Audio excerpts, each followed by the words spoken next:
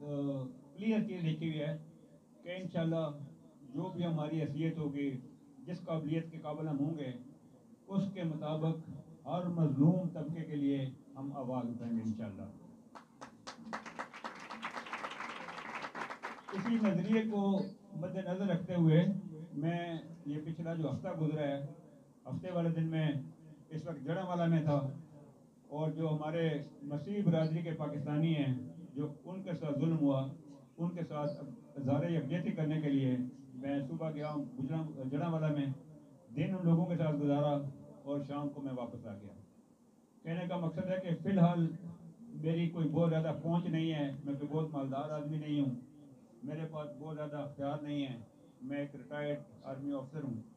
लेकिन इस शख्सियत में भी जिस जगह भी हो सका